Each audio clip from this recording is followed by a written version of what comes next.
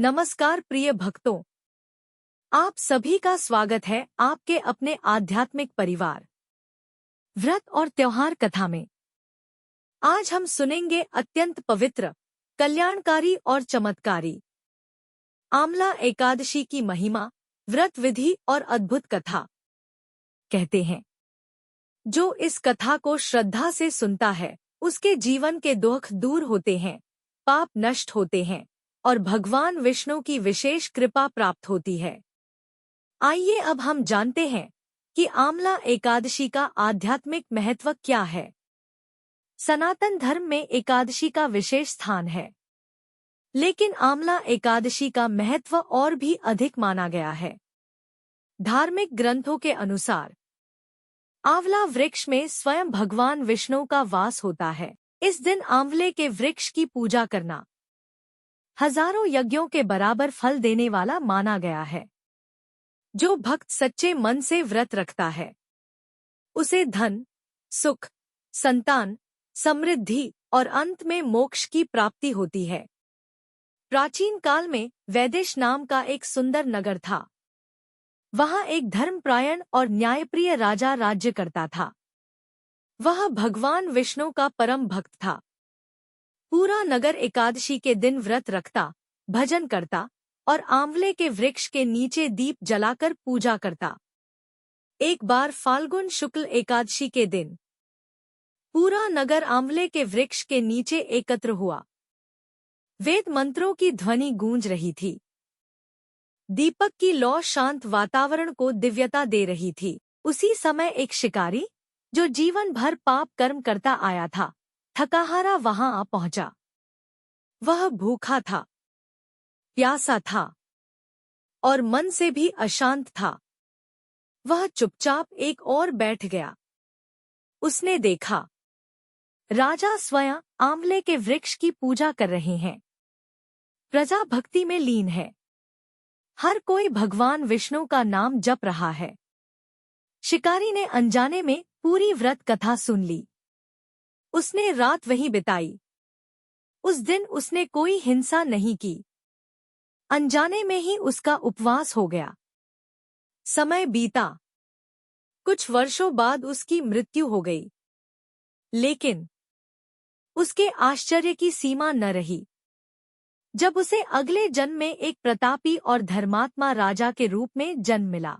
वह दयालु था, न्यायप्रिय था और भगवान विष्णु का महान भक्त बना।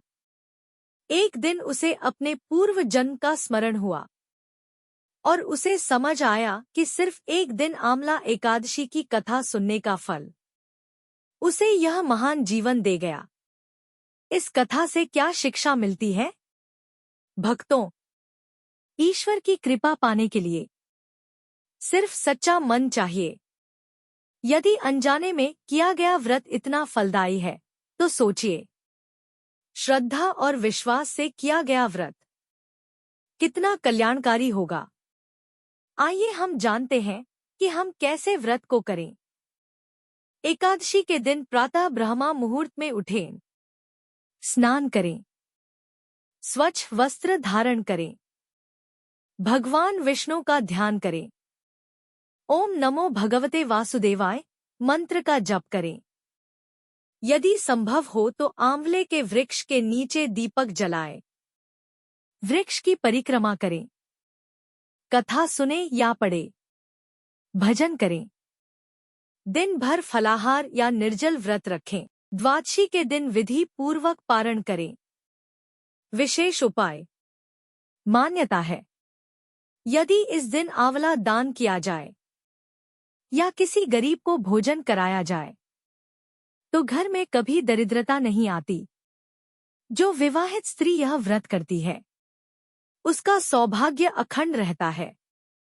जो पुरुष यह व्रत करता है उसे जीवन में सफलता और यश मिलता है। तो भक्तों, इस पावन आमला एकादशी पर आप भी सच्चे मन से व्रत रखें। भगवान विष्णु से प्रार्थना करें। विश्वास रखिए, आपकी हर मनोकामना पूर्ण होगी। हमने आज ही अपना यह व्रत और त्योहार कथा का चैनल प्रारंभ किया है। अगर आपको यह पावन कथा अच्छी लगी हो तो वीडियो को लाइक करें, अपने परिवार और मित्रों के साथ शेयर करें और हमारे चैनल व्रत और त्योहार कथा को सब्सक्राइब जरूर करें।